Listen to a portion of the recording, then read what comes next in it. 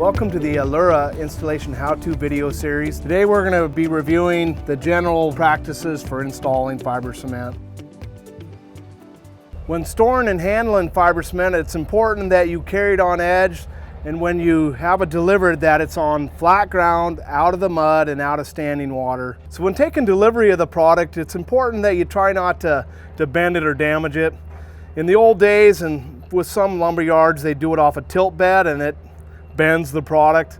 If you can get a service that has a Moffett, basically a forklift, or a boom truck, that would be the preferable way to place it. That allows you to put a unit on each side of the house and reduces some of the back and forth that causes extra time and labor.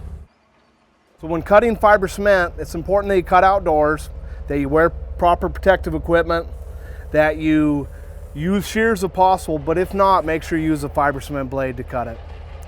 When you cut fiber cement, it's important that you cut it on the back side. The way the circular saws rotate through it, the way the shears work through it, you get a cleaner cut on the back side of it. So when I stack my material on my setup, I try to put it all upside down, and that means when I'm raining dust down, it rains down on the back side and I get a cleaner cut. It also allows me to crisscross my cuts when I notch and keeps me from having to whittle it out with a knife. When fastening Allura fiber cement, we recommend using a corrosion resistant fastener, stainless steel being on the best, a double hot dip nail, but we will accept electro galvanized, but don't recommend it. When you use the fiber cement, you have some choices: a roofing nail, a siding nail, a coil siding nail.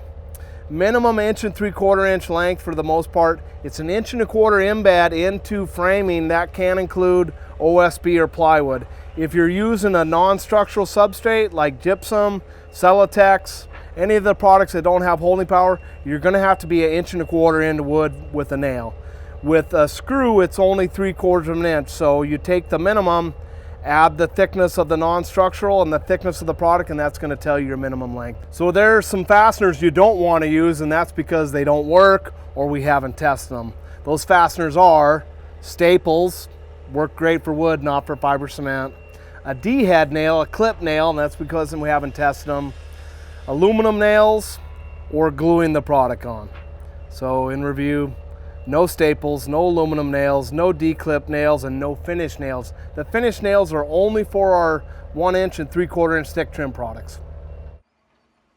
So when you fasten, nail placement and screw placement is very key for a long-lasting Allura fiber cement job. The biggest mistakes we see when blind nailing, you do have two ways you can do it. Blind nailing is the preferred way to fasten the product. If you're using a 12-inch lap siding, do not blind nail it. You will have to face nail it. There's some positioning differences. With blind nailing, you're always going to be 1 inch from the top of the board, and with our 1 1/4 inch overlap for all the products, that covers up that nail. You're always going to have a combination of blind nailing and face nailing on every job. Underneath your windows, your last course, you're going to have to face nail. Those fasteners, you want to be 3/4 of an inch up from the bottom, and that allows that nail to go through both of the pieces of lap siding, and it gives enough thickness on the board below it at a 1/2 inch that it doesn't damage the board below it. So when blind nailing, 1 inch down. When face nailing, 3/4 of an inch up. When you're nailing the ends of the board and at the butt joints, it's very important that you're never closer than 3/8 to the end of the board. You're going to be 1 inch down, 3/8 of an inch minimum. In addition to nail placement, depth of drive is very important. We have tested all of our products with the nail proud to the surface, basically using the full 5/16 thickness of the lap siding. Anytime you flush out the nail, it does reduce the holding power. So for the best holding power, do not penetrate the nail into the board. We will allow you to flush it out, but it doesn't have the same holding power. Set your guns light, finish it off with a hammer, and you'll get a job that'll last 50 years. No job is going to be perfect because of the expansion and contraction. So you're going to have to periodically put in some additional nails, recaulk some boards. The fiber cement isn't moving as much as the structure. Just like everything, even fiber cement that has very low structural movement moves a little. So you need to make sure that after time and multiple seasons that you maintenance the product by adding additional fasteners and additional caulking as needed. We don't recommend face nailing the joints if you've blind nailed it. There's going to be some instances where the framing is not very straight. Most of the time, if you nail a stud back, that's going to lay that board down without putting a nail right on that weak part of the board. The combination of blind nailing and face nailing, with that face nail being exposed on your weather walls, there's a good chance that can crack out at about 7 or 8 years. So avoid face nailing in combination with blind nailing unless you're using our 12-inch product, which we require to face nail all of it. We do have testing for just into plywood for SIPS walls. Structurally insulated panel system is basically foam with OSB or plywood sandwich to it. Because of half the embed, basically we require 1.25 inches. You only have a 1/2 inch, so it takes twice as many nails. So if I'm just attaching to plywood, I'm gonna need twice as many nails. Normally we're gonna be having a nail every 16 inches. With SIPS walls or just 2 structural sheathing attachment, you're gonna need to blind nail every 8 inches. With 2 fasteners at the ends, normally you'd be into framing and that secures the end of the board. With structural sheathing, it's going to take 2 nails to make up for that 1 nail into a stud. The position is a little different. You're always going to be 1 inch down, but you're going to start 1 inch from the end of the board and 3 inches from the end of the board. So you're going to have 2-inch space in between those 2 nails in the plywood, and that will make up for not hitting framing. When it comes to aesthetic pin back, you're going to get some loose boards. I recommend using a coil siding nail, a smaller head nail, and periodically where the boards are loose to face nail those areas to get it to lay down when you're maintaining it. So when it comes to field joining of the products, unless you have walls that are 12 foot or less, there's going to be areas where you're going to have to put 2 pieces together.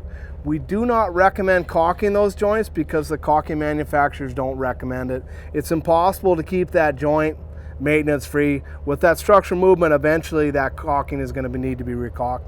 In lieu of caulking, code says you can use one of 3 things: caulking, which we don't recommend, a strip of flashing, or an H joint. We recommend metal flashing, but we would accept 15-pound felt or any code approved flashing material behind those joints. It's generally going to be 6 inches wide, the width of the profile overlapping the piece below it about 3/4 to 1 inch, and that diverts any water that's in the joint onto the face of the piece below it. Moderate contact on that joint. You don't want to expose that flashing because you just don't want to see it. That flashing should be dark in color, 15-pound felt black, a brown, a gray. Even with pre-painted white siding, that crack shows up dark. It is never acceptable to leave a gap at that joint. Just like everything, people get shorter, things shrink. If you gap it and it shrinks, you're at an unacceptable gap. And it's more of an aesthetic thing, but because fiber cement doesn't expand and contract like most siding products, you can go moderate contact, never force them together, but you're not exposing that backflash into the UV. With that tight butt joint, you need to make sure you're leaving 1/8 of an inch on each end of that run of siding, minimum of 1/8 of an inch. If you're notching around windows or things that move a lot, I would probably go a 3/16 or a bigger gap, but a 1/8 minimum at dissimilar materials. Your corners, your window trims, your bottom of window trims. Above trims, we require flashing because building code requires flashing, and then a 1/4 inch gap so water doesn't get trapped in the wall assembly. So clearances are the biggest factor in reducing movement. So our clearances from the widest to the smallest are 6 inches out of the dirt. That's a building code, we didn't make that up. We have the lowest clearances of any fiber cement manufacturer at 1 inch. So we say 1 to 2 inches. Personally, as a siding contractor, I like 1.5 inches. That way I can put a 2x4 or 1.5 inch piece of wood. That helps me use as a gauge. 1 to 2 inches, you can go more than that, but never less than 1 inch unless you're in a covered area where you're not going to see any water. 6 inches out of the dirt, 1 to 2 inches off of roofs, porches, patios, anything that can pond snow or water. And when it comes to flashing, which is another building code, you want to make sure you have at least a 1/4 inch above that siding and the flashing, and that's where water doesn't bridge and allows water to escape the wall assembly, preventing rot and water damage. The biggest mistakes I see are not those 2 things or 3 things. It's the clearances from the side of windows where you're notching around. you must have an 1/8 of an inch minimum. Windows expand and contract at 1/8 of an inch morning, noon, and night. So make sure that when you're cutting around window heads, doors, hose bibs, light blocks, that you leave an 1/8 of an inch on each side. When you're fitting in between windows, doors, I measure it tight and I take a 1/4 inch off. That gives me an 1/8 of an inch and an 1/8 of an inch. When I started, I was a finish carpenter, so I cut everything tight. I had to cut everything 2 or 3 times. And if it's so tight that it can't move, you can't even level it up. So do yourself a favor, do not put in fiber cement tight to windows and doors.